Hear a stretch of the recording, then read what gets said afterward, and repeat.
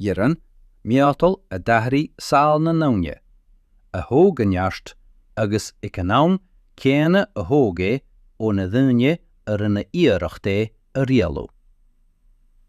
Sa bhanis, bhí an gabha níos mó ná ceartaí simplí. Bhí sé ina chomhnóir tine, agus ina fearr a d'fhéadfadh an nál a tharst do charreg mheireamh a bhí bínte as an talamh. Chur a chuid epre chumas an meora an talamh a threibhig, an rídeireadh a rud sa chagug, agus d'fhéadfadh sráidbhailte iomlána marachtáil trí geimhridh eile. Ach sulla greideamí na scéalta rómánsúla faoi gabha ó finscéalta agus ó scéalta féirí, chaithfimid ruta bháin a thuiscint. Ní raibh sé seo ina scéal féirí, ba héal láinte alas, pian agus deaitaigh. Tóg bhí an episód seo tú ar thuras chuig an ghearta, áit an dhéanfadh teas na tine do aig a ggó, agus bhí gach anál plúchta ag deaitaigh agus deamig. Tá speanfimid cén fát nach raibh ach beagán gabha ann, agus cén fát go raibh a cuid epre gan luach. Dheobhaigh tú amach cén chuma a bhí ar cearta i sráidile bocht, agus cén chuma a bhí ar cearta i gcathair habhar. Feicigh tú an difríocht idir gabha a d'oibrigh i láineocht bheag, agus an ceann a chua in éanacht le heiream ar bháiseáil cocaigh. Inse muid cén chuma a bhí ar lá i SCÉAL gabha. Ó náméid a las sé an tine ag an luamhóra go dtí an tráthnóna, nuair a thit sé ar an urlár tuirseach mar capal tarrainge. Tugaigh tú cé chomh deacair a bhí an caitreamh idir an gabha agus na sráideachta ar ó gá a chu leis, ach is annamh a d'fhéadfadís íoch. Tá speanfimid dúirt freisin ról na cearta le líon cocaigh nuair a bhí gach saighead, gach crú capil, gach clíomh pábhachtach. Inse muid faoi na manaigh ar ina iarracht íorann a cheansú lo féin sna manastracha, ag cruthú cearta primitív, agus ag fálam an ceartaíochta de réir riachtanis, ní de réir fan sebhris. Rachamid tríd na réaltachtaí dorcha de chláinte na ngeabha, bháma, dalag na mócóniósas agus míchumas a chríochna SCÉAL níos tapúla ná mar a capfa. Sa scanán seo, ní bheidh aon espa scá na seanchaideamh ann freisin, mar sa bhanis. Ní amháin gur cealdaí a bhí sa gabha, ach freisin duine a bhí ag imirt le cuachtaí neamhchláin. Creideadh go raibh isaige rún na tine, go raibh cuacht ag a cosúr chun deabhann a tímáint ar shiúl, agus go raibh íreann ina ábhar a raibh agla ar an oíche féin air. Ar deire, féachfimid ar conas a bhar na gabha in áiteanna éagsúla na horpa. Ceardathe bochta is dtú sa tír a thráid ar san gach píosa mianach agus gabha calla seabhar a d'fhéadfadh a gcuid táircí a dhéal ar margaí i bhfad a géin a bhuíochas le trádal. Is scéala seo faoi dhaoine a chaith a SCÉAL ar fad ag an tine, ag troid le hábhar níos deacra ná aon rud a bhí ar éileas acu. Bhí gabha a bhí riachtanach do bhartan an bhainise, agus ag an nom chéine a fuaisiid bás go minic is scá a gcuid ebre féin. Sula dáisiimiid ba bhailim íriart síntú. A bhuíochas le seo, ní chailíonn tú mo chéad ábhar eile.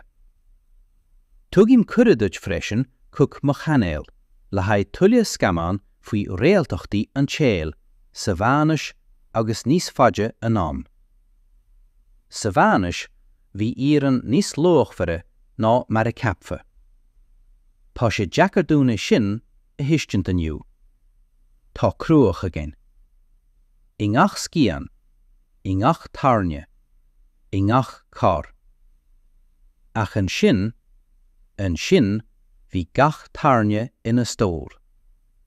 Bhí gach crú capel cóbhiamam le 7 ebre, agus déitach tú a chiimplí an irid sin a chostas gur chud an fermor suas lé fa miama. Agus is sé sin an fá nach rá ach beagán Gabha ann. Ba iad na heicfaní an chéadfach. Níor aimsíag Meánach íran I ngach áit. Is minic a bhí na king a déadhí a bhaint I bhad ó chrábhailte agus cathracha. Bhí ort an áite is, áit a rá an talamh ina rá Meánach dúla, agus an sinne is, conna sé a lé I tinne primitive. Bhí an práisis seo féin har a bheith deacair, agus bhí taithí ag teastá. Ní raibh sé go leor an tine a lasa. Bhí fornéis ceart, sa láthair ceart, agus léhananta ebre ag teastal chun písa míatal a bhaint as an talamh. Ba é an deacracht a bhí ag an lárm an dara bac. Ní rá éon bhaint ag oppar an Gabha leis na pictúr románsúla ó finscéilte. Bhí sé brúdúil, scríosach don charp agus ídeachach don bhear. Dag an buile leanúnach gin casúr na mílte úr sa teachtan go raibh díginiuchug na hals agus an spinne. Chuí an deatigh ón gcearta isteach sna scothóga agus scríosach iad go mal. Ba gnách na dáma. Bhí sé go leor I fad nóméad amháin de bhíire chun gnéanamh an tíorante do chreachan a dó go dtí an cnámh. Faoi na cúinealacha seo, bhí an Gabha beo níos lú ná daoine eile. Chail go leor a rarc ó dheatigh agus ó spréama. Chríochnaí go leor le lábha nach raibh ariúnach a thuilleag le haghaidh ebre. Bhí an gné thóisialta ann freisin. I sráidbhailte bachta is amamh a déitag dúnaí íoc as uirlisí míotal. Bhí an Gabha marachtal ina riachtanis. Ach bhí copper nó línéadach beag acu seo go minic mar íoceocht. Uaireanta deag sí le arán, uaireanta le sicín, uaireanta le rútar bé. Sin é an fá go raibh go leor Gabha I lonnaíochtaí ag oppar go páirstam seachta sa séasúr. Dá bhrí sin, dhear farbrí fíor ceartí, ach a bháin nuair a bhí níos mó dúine ann, agus dá bhrí sin níos mó airteite. I ceantar I bhfad ó efde agus bealaí trádala, hí na Gabha ag fulamt. Ba gan é íran ann, agus runnag uirlisí a iireachtal ó glóin go glóin. Hala sé go raibh duine amháin sa cheantar fadan ann rutaigean a bhriseag agus a dhéisiú, agus sin a bhí léir hótamach de chaach. Ní raibh an scéal diftiúil, ach amháin I caracha, efde agus calafort. Áit a tugad longa, áit a nearna ceannathe trádal bhíanach agus bhíatal. Déitug na Gabha a chud cearteachta a forbort agus séveras a dhéanamh. Bhí fáb an iliúna féin ann freisin. Níor éirí duine I de Gabha go toban. Bhí blianta fada fálama ag teastal, agus ní raibh ach beagán múnteirí ann. Ní éitach an Gabha deich mach léin a ghlacha, mar ní raibh am ná acamhainní aige dó sin. Bhí a chuid ebre Jackar, agus ídí gach lá, agus ba bhach breise é an Machléin ná Cabhar. Ní ra éon córas fálama ann freisin. Cosú le sa lá atá aniu ann, ní ra scoileanna gharmúdachas nó cúnamh stáit sa bheamas. Ba vinnig a hanig dunne I de Gabha nuair a bhí a ahar ina Gabha, mar sa teálacha bháin a déadhí an cheardiocht a álam ón túis. Uaireanta tharlaigh sé go raibh buachal ón srábhaile ag dul chuig cearta an chóirse, agus chabhraigh sé leis na méileoga. Dúmpar sé gúil, deabhlaim sé na buinnelimintí go máil, ach bhí sé I gcónaí páirs teamsearta agus neamhchínte. Í éadach Machléin gin sóirt sin an casúr a thógáil, agus íorann a bhriseag a ghabháim, tar éis blianta de chleachtas dían. Sin é an fá nach raibh ach beagán Gabha ann. Ní toisc nach raibh mian ag na dúine ága, ach toisc nach raibh seans ag beagán dúine an cheardeocht seo a álam I nóiride. Bhí íorann agus tinne éolas a cuireadh I ragh go cáil I teaghlaigh, I ceatalan na éonar, I scá na cearta, áit I nearna duine a bháin cinne cé a déadach a chorrabe a bheith. Agus mar sin, I SCÉAL ine raibh gachrúd bunathe íorann, ó bhaitiigh go clíomh, bhí ine beagán Gabha ann. Bhí a ngáram cho Jackar agus cho amamh sin gur tháinig uirlisí chun bheith ina socman seo. Agus gach duine a déadach tinne agus miatal a cheansú, bhí cumacht ina lábha, ach díg sé as le sláinte agus le SCÉAL. Bhí an chearta ina áit difriúil ó gach ceann eile.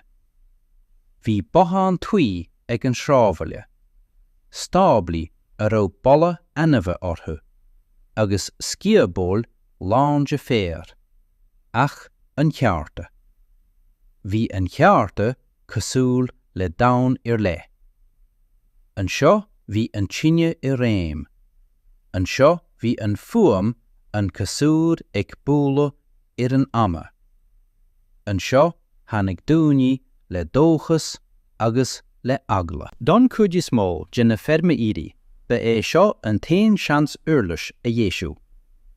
Capal a chruathú ná tua chiimplí a áil. I raibh an chearta is siimplí I láneocht, bocht, ach bohan clúdathe.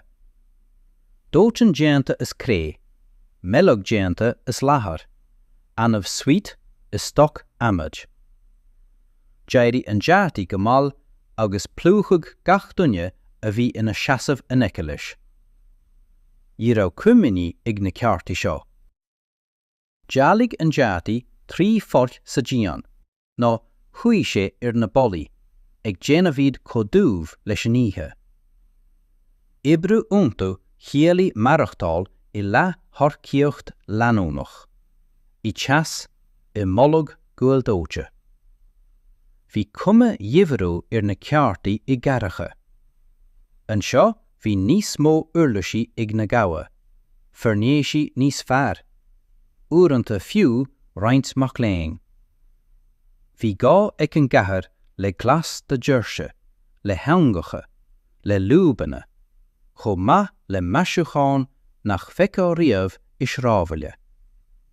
I cearlanna níos séimhre bhí bór le, cábhrí le thuirlisí, agus déadach an Gabha féin áit le a bheige chun ebrú tháirgí beaga mar jewelry nó meicníochtaí.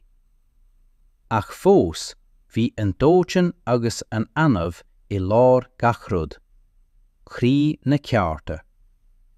Bhí cearta meanistracha ann freisin. Bhí na manaí cé go raibh siad bainteach le paidir agus coppal leabhar, ara a hort da kuch fermacha. Agus gan iran, ir éitir traug, ir éitir tógáil, ir éitir cosint. Sin é an fád gur bunní cearta siimplí I gilár menestracha, áit a nearna na brahra féin an ceardeocht a ólam. Ní rá siad seo ina náitina ól háragachta, ach thug siad féin léir hótamacht. An seo a tháinig tarnaí, motchix, úranta crú capel. Bhí na mannaí ar ina máisteacht ar an náil gan luach de phobal. Ach ní rá sa cearta ach urlaisí agus fernéisí, bhí sé freisin an atmosfér, an dorcadas, a bhí scarta ag longrú míotal ché, an taran an casúr a dúamag it fut an ceantar, an deartaí a dearí go háir, agus bhí a bholog I réalas ag gach leann ón srábhaile. Bhí rud éigin súteach ag an gcearta. Don cuit is mó de na dhónaí, bhí sé cosúil le geata chug ifran. Chinnihirí íarante, fear ina seasamh sa lár, agus ag bólag an cosúr, mar gunne a cheansathe na deabhan féin. Bhí fiú áit ag na ceartaí níos séimhre chun táirgí a stóráil, srahanna de pótaí, tuana, sahada, slá. Ach is sama a bhí stóc ag ceartlanna bóchta. Rinne an gá an rud a áirtíigh, agus an rud a bhí ag teastáil látharach. Bhí an tábhar ró luachmhar chuné a cuireamú I rud éigin nach chvéiteg ceamatar a áil. Mar sin bhí an chearta ní hamháin chrí epre an gabha, ach freisin chrí an phobal ar fad. Gon é chail na fermarí a nuirlaisí, na ridarí a cuid capel, agus na sráidilte ar fad a gummas marachtáil. Agus fós bhí an chrí seo ag bóla go moll, róbháil go minic do riachtanis na nónaí, mar go raibh beagán gabha am, agus bhí a cuid neart tearnta. Sa chabaidil roimhe seo, lármuid bhí cén fá nach raibh ach beagán gabha am. Anois leathnóid an snátha seo, agus féachfaimid níos dlúte ar an SCÉAL tuirseach, deatacha, gan airgid. Ba gá don opair a rinne sé, ach ní thug sí séimhre dó. Sa sráideala beag bhí an gabha ina chónaí go crua, go humble, agus go minic go garad. Sa chathair ní raibh an gabha ina bhá primitive a thuile. Ba ceartla mé, áit a raibh tine an tine ag lasa gan stod, agus bhí fuam míotal ag cloisteáil beacnach gach lá. Bhí an chathair ag teastáil an gabha ní hamháin chun capal a chreapag, nó urlaisí a dhéisiú. An seo bhí tábhacht le glas de gheirse, grílanna de uneoga, búclaí do baralaí, insí de geataí, agus fiú elementí maisiúla delteacht. Bhí an gabha sa chathair níos speisialacha, níos éagsúla ina cuid táirtí. Ní raibh sé ag opair ina éonar, ach an irid. Sa chathair dearbar cumann ceartacha, brárachas a bhallaigh gabha agus máistrí ile. Chud an cumann an dlí cé a déitag gabha a oscailt. Cé bhéad mac léinn a déirfí a ghacha, agus fiú catiad na prachsanna a bhí le sacarú. Chosann sé seo lasanna na máistrí, ach rinne sé an cosan chun a bheith do gabha carach níos deacra fós. Bhí ar an mac léinn freastal ar an máistir fé na blianta, ag dal tríd an géim de cheardacha, sula bhéitach sé a chearlan féin a oscailt. Bhí rochgan ag Gabha catharach freisin iad ábhar níos fearr. Ag na calafort, na hefneacha agus na cosán trádala, bhí ceamacha le feicad. A thug mian, gúil amad agus barí íoran réamhheanta. A bhuachas le seo, níor éidir leis an Gabha ach uirlisí sean a dhéisiú, ach uirlisí nua a chruthú. Rinne sé seo a chud tárcaí a thuairt níos fearst. Uaireanta le díal ag na margaí agus uaireanta fiú le hamariú chuig catharach ile. Ach ní ró an opair catharach níos éasca. Se thug sé níos mó deisina, ach freisin níos mó brú. Sa char í ró an cústaméir ach fédmar le tua, ach freisin ceannaí saibhar, ceardacha agus fiú ridgeire. Bhí gach duine ag súil le rotaithin difhiú, agus bhí a cuid riachtanas féin ag gach duine.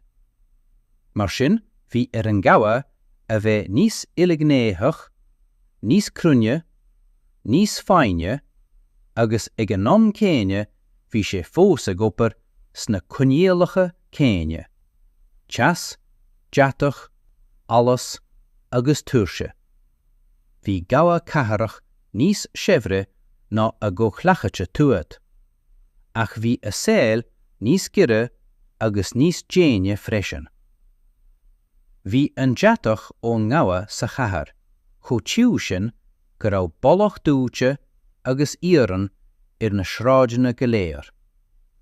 Agus ó maidin go híthe, chúla daoine machcaile na náard ag scape tríd na alleyways cobblestone.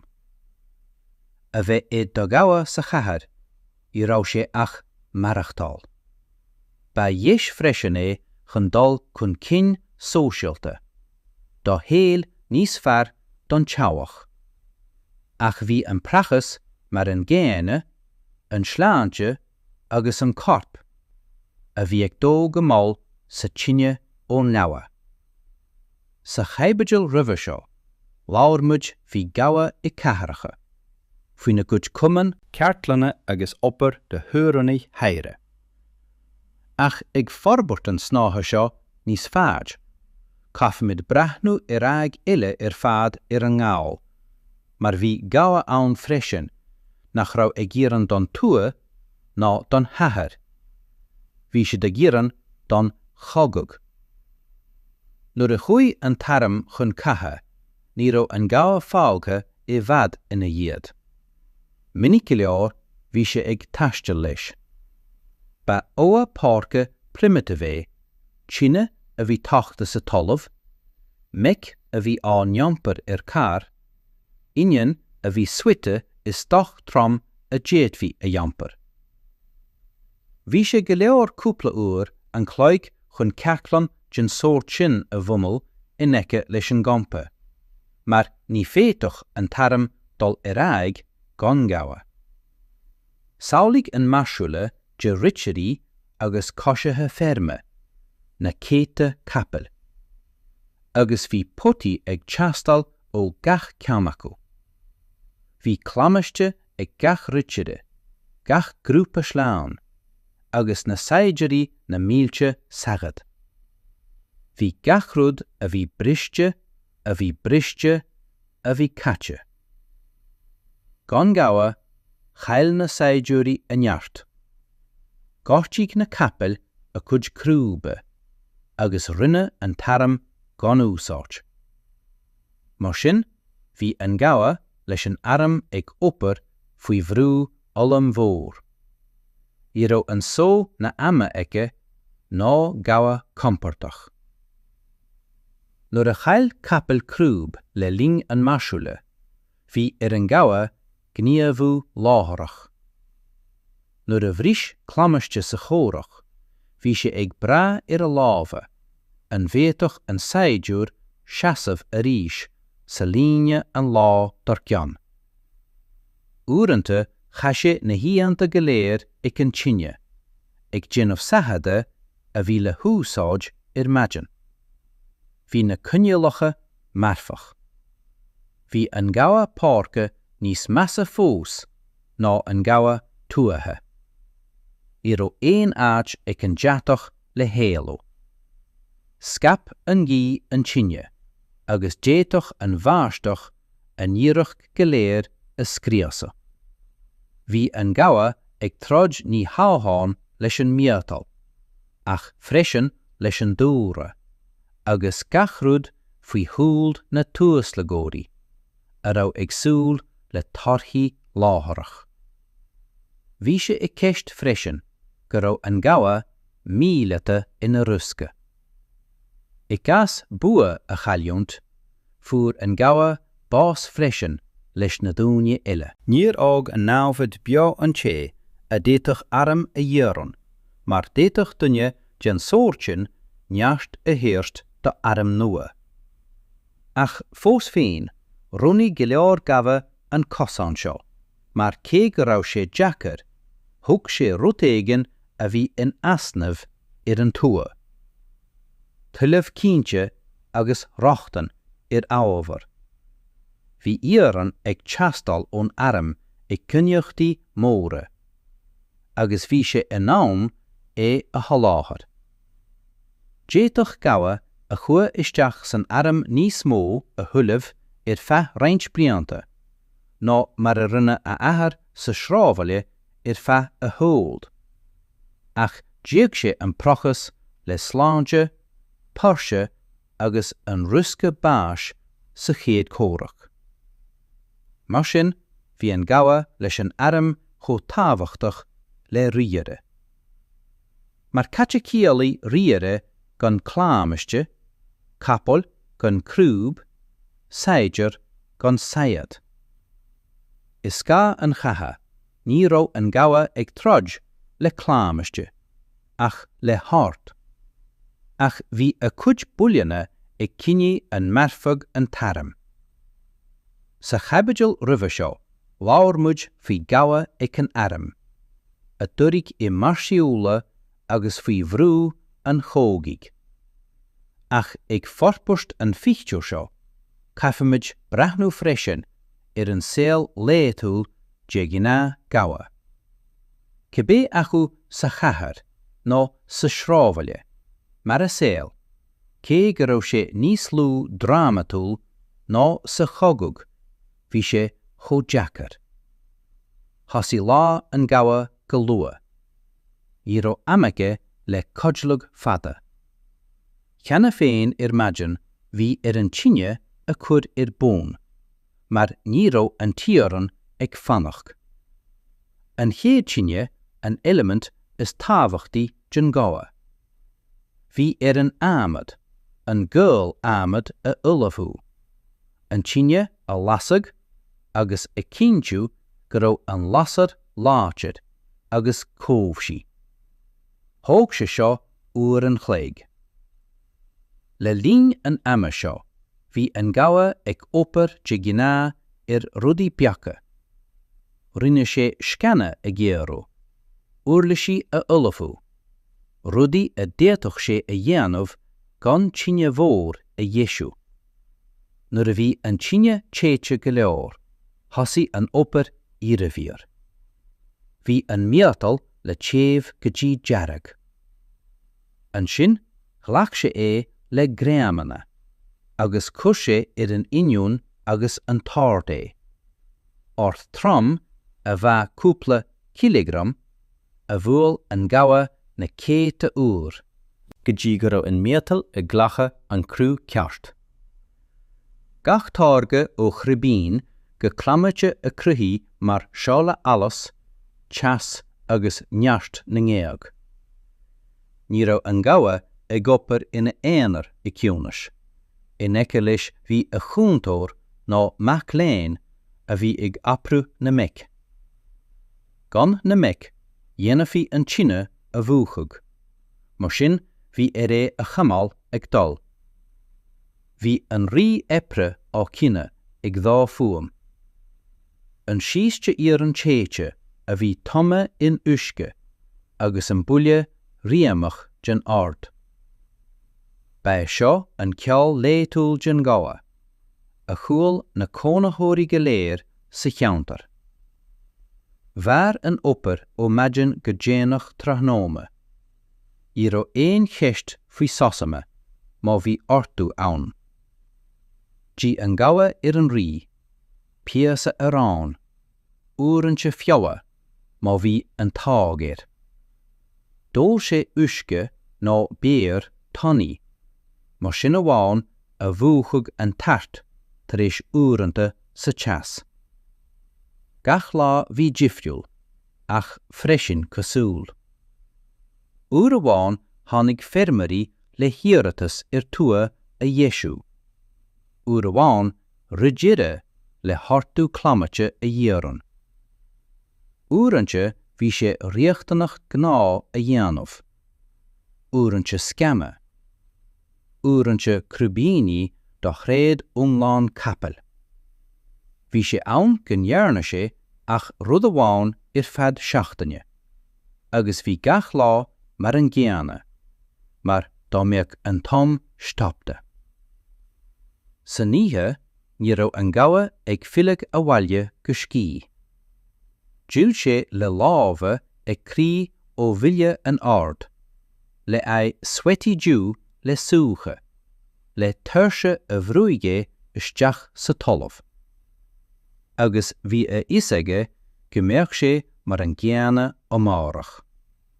Tine, teas, míotal agus é. An fear a bhí a géirí gach rud a thárú. Ní raibh éon rud le déanamh ag lá is SCÉAL an Gabha le scéal féirí. Ní raibh sé ina scéal románsúil faoi lách ag an tine. Ba an SCÉAL léitúil láinte alas, monotony agus pian. Ach fós féin gan é, ní éiteach an pobal i fad feitsmiú. Bhí duine éigean ag gcónaí ag dolisteach sa Gabha. Uair amháin bhí sé ina éirmir le hara briste. Eile ban ag coinneáil scían damáiste ina lámha. Uaireanta bhí rideire le feiceáil, a cheall seirbhíseach le haghaidh sayada nua. Bhí rud éigean ag gach duine a theastaí. Bhí rud éigean ag gach duine a theastaí. Agus bhí is ag gach duine nach bhéadach siad marachtáil gan an Gabha, ach is beag duine a bhí in ann íoch leis. Tháinig na feirmairí le huimheacha, arán, píorsa feabha. Don cuit acu barachma sé seo, ach don Gabha ar chéalaí sé sin i gcónaí íochíocht réatach. Bhí gúil, meátal, uirlisí ag teastal uaig, agus ní raibh éon duine sa shrábhaile aige. Mar sin, bhí sé ina chánaí is scá margaí leanúnacha, mháiltais agus fiacha nach níl riamh. Chanig na feirmairí an Gabha mar gunne neamhnách. Bhí sé in ann an uirlisí a Dhéisiú. Bhí sé ag iarran na clubíní gon iad ní éiteach an capel an talamh a thrábh. Gon é ní raibh fómar, ní raibh fómar, ní raibh marachtáil ann. Ach chanig siad freisin, cé chódíar is a bhí an tíoran. Bhí is acu go raibh an Gabha ag clacha níos mó dá cuid epre, ná mar a déitfadíis. Dá bhrí sin hala teannas go minic. Tháinig an feirmeir le tua agus hastig uaig íoch le arán, uimheacha, píorsa feabha. Bhí iarran, gúil, uirlisí ag teastal an Gabha, ach ina ionad sin fuair sé an rud a bhí ag na feirmairí ina SCÉAL léithúil. Uaireanta déantaigh an Gabha, uaireanta dhiúltaigh sé, mar cat a dhéanach sé le deich ifacha, nuair a bhí gúil in asnamh chun an tine a lasa. Ach bhí a isaige freisin, mur a garian sé, go néirí an srábhaile ina ai, agus an sin ba sé ina éonar. Dá bhrí sin, bhí sé ina chánaí is scá maragaí agus malartata lanúnacha.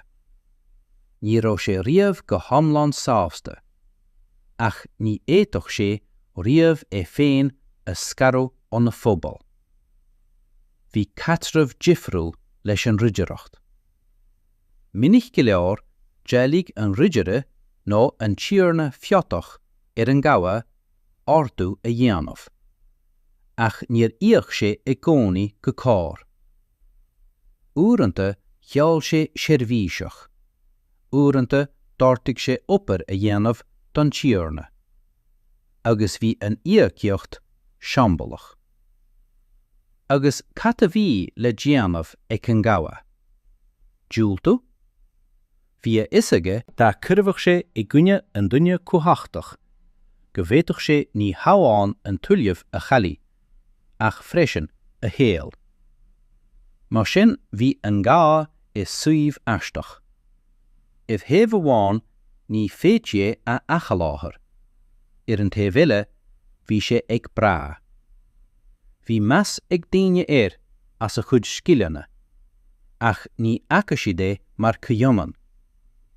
Just éirt a thugan chun cumhaine nuair a smíntear meánaisteacha na Meánaise ná an tost, an uirní agus cópal leabhar.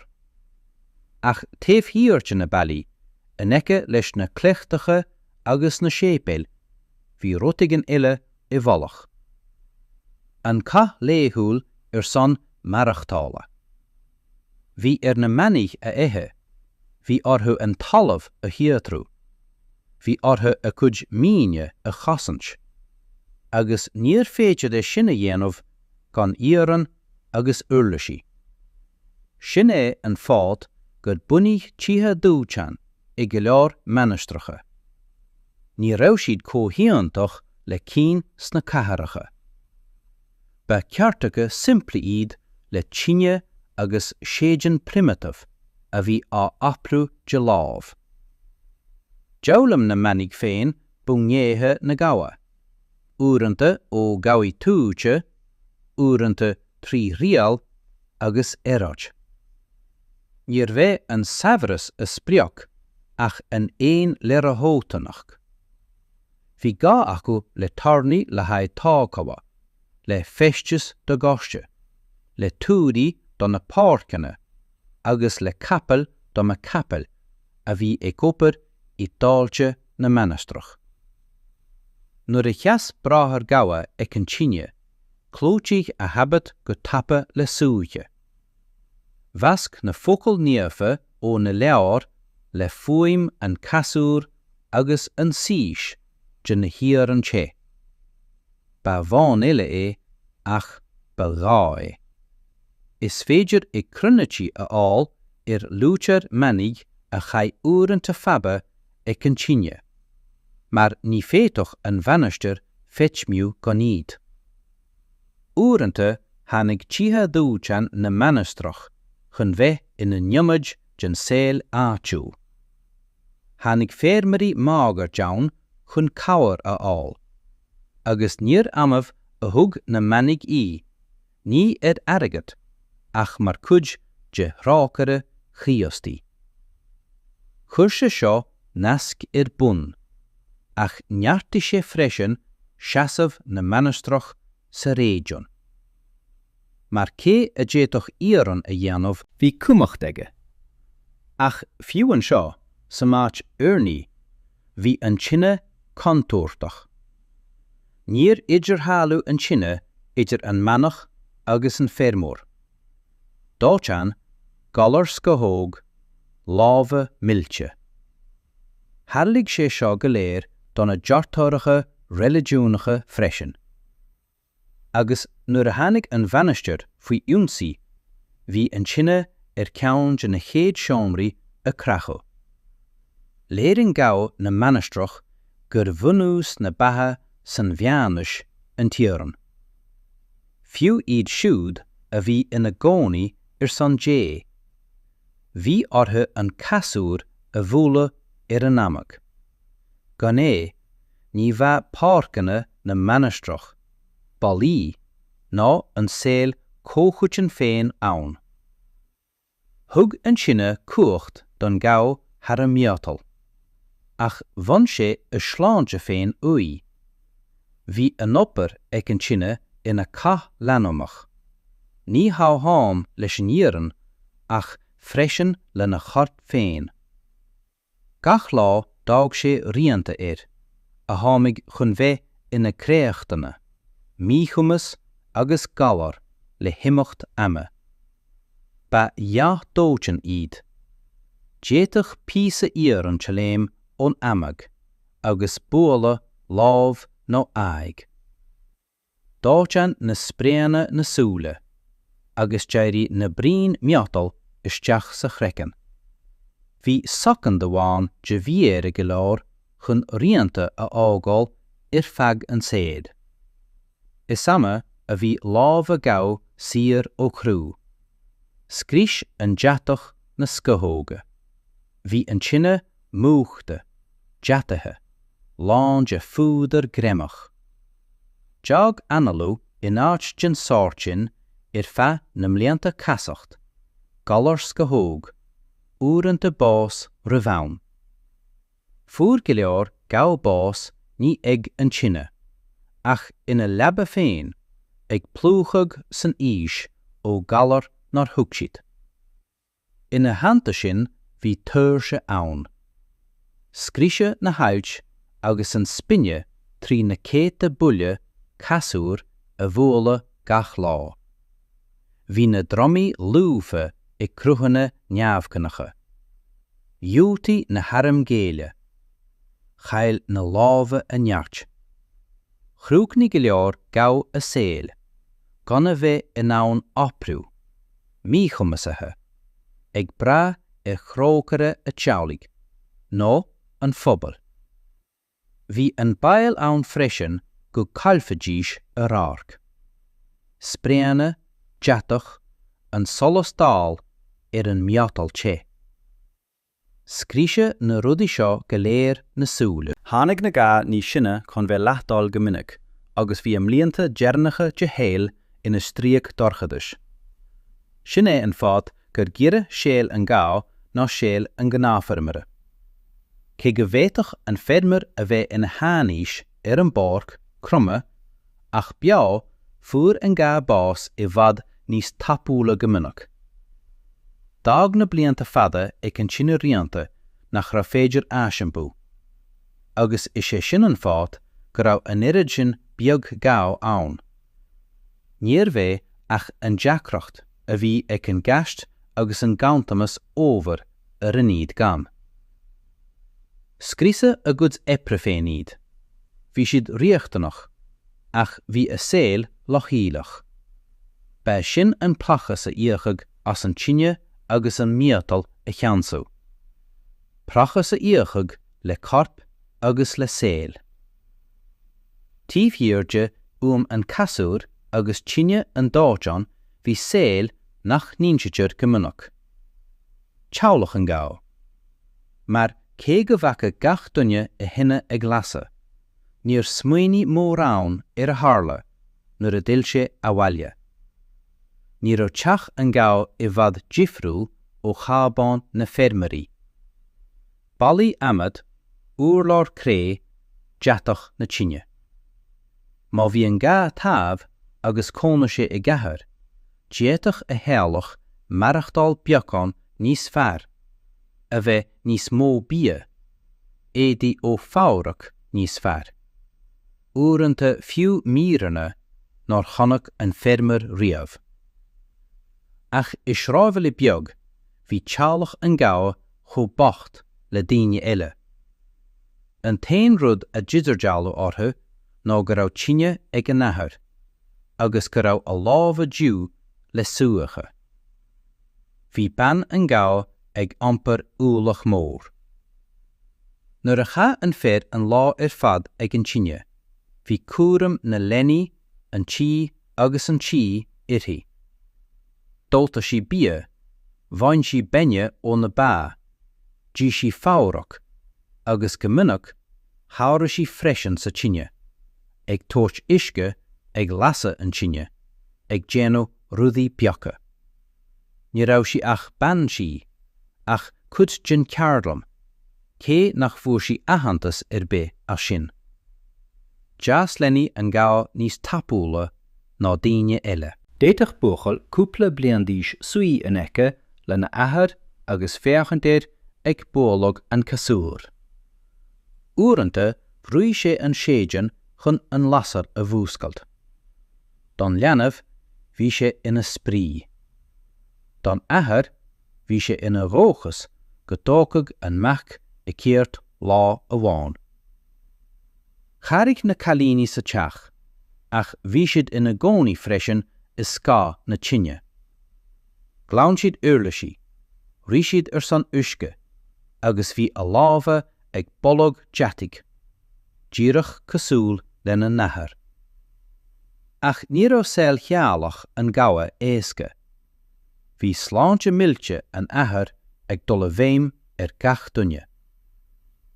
Nuair a chail an gabha a neart, dúlan an tealach fad.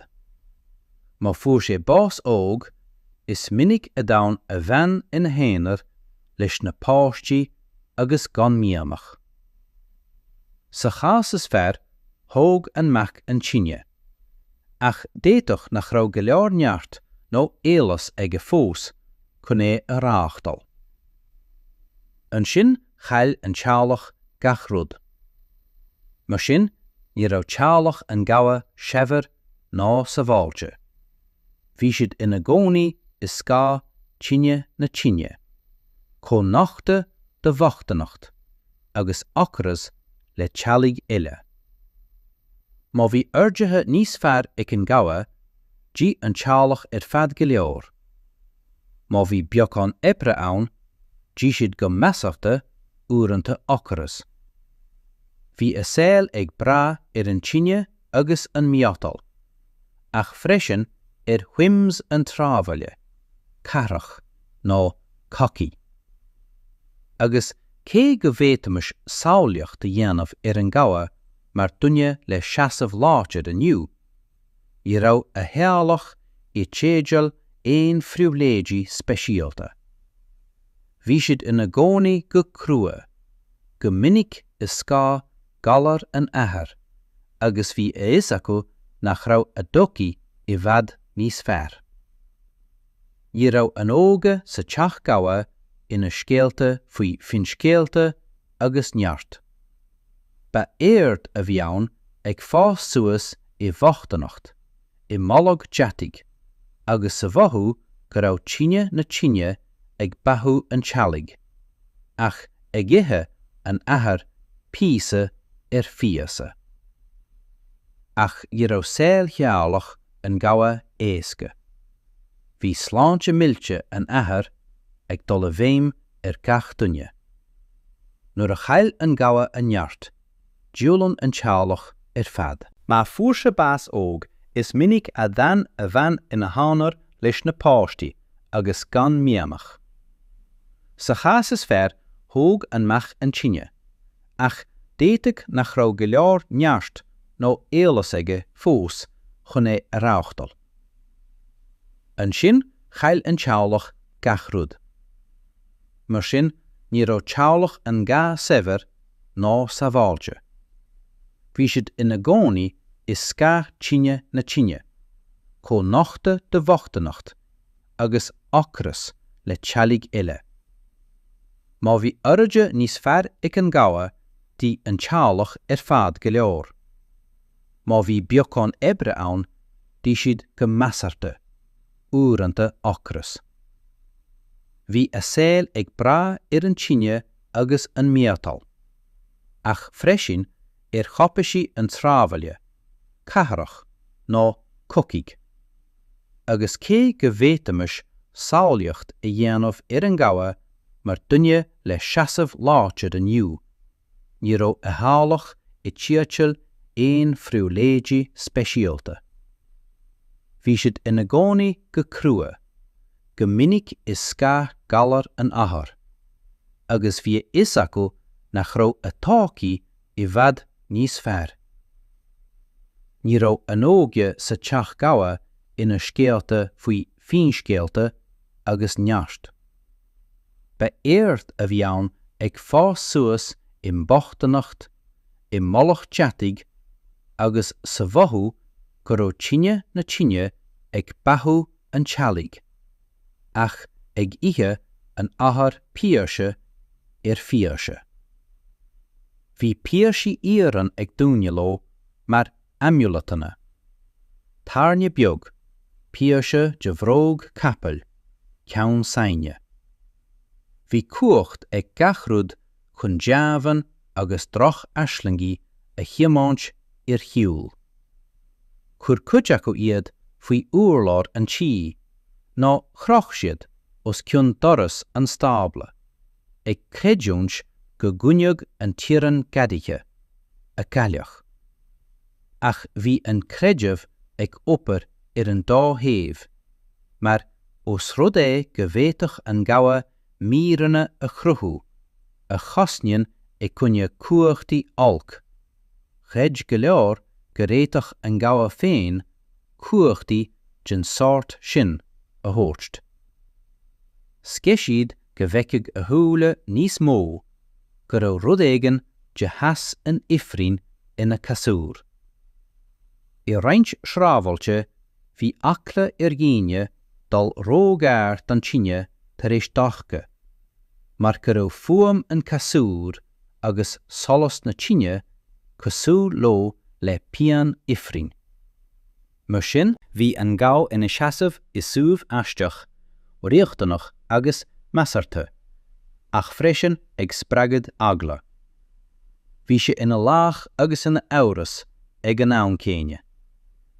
Go minic ba an meascan seo de bheas agus agla a ligdó marachtáil sa phobal a déitug, chlí eile a chasagéir. Deas finscéal an Gabha le gach céad bliain. I nárán agus a scéalta, deir sé ina lách ina cógúalaí le déithe nó ina fiacach clic a déitug an dúal a bhealach. Ach tifhirirte seo go léir bhí an réaltocht. Gnábhaine ag seasamh feag úranta ag an tine, a raibh a dú le suacha, agus a charp caite ag opair chrua. Ní raibh gach Gabha ina gcónaí I bochtanach, ba Jan éigeartram an bheanais. Bhí cuid acu ina gcónaí I sráidbhailte dearmata. Bhí daoine eile ag déanamh seabhris I gathracha. Agus bhí an cuid is mó ag brá ceann amháin. An raibh abhainn ag rí an eice leis, an raibh cosán trádala ann. Ba iad na hainneacha féiteacha na herpa ag an ann. Tríd a bhí na bád trádala ag dul, a thug Meánaoiseanna, gúil amaid, agus barí míltal chríochnatha. I garacha calaforst agus na hainneacha bhí rochgan ag na Gabha ábhar nach féadach Gabha tuatha ach aisling a dhéanamh. Déad fadís a dhéanamh níos tapúla, níos miniche agus níos mó. Bhí a cud tithe dóiteán lán ebre, agus ní hábháin bróga capel agus uirlisí a tháinig onna gearlanna. Ach freisin rudaí le haghaidh anarathe, glas, ilimintí maisiúla, éram, a díalog I bhfad onna gcathair. Go minic bhí Gabha a d'oibrigh chonairí trádala ag comhéibriú le ceamatha. Deirde siad seo páirteanna iomlána de ceannairí, tarnaí, fé. Ach beag beann an áit, bhí gach Gabha ag íoc as a céirt leis an airgeadra céine, a chláinte féin agus a héal. Ba thiúmbal den bheamas an Gabha. Fear a cheansaigh an tine agus a miotal, ach a hánig chun bheith ina phríosúnach dómh féin. Thug a cuid ebre dóchas agus neart de gíine, agus dómh féin uallach nach féadach sé a imper ró fada. Ag brathnú na finscéalte agus na hárán faoi Gabha inniu, is furasta tíitimisteach sa bheár gur líochra iad. Sa íorne ba gnádaíine iad, tuiseach bocht, ag marachtáil go garad agus go crua. Ach is iad siúd, faoi scá an tine agus an deatig, a chruthí bumsrothanna an domhan a bhar itir an tine agus na dhúine.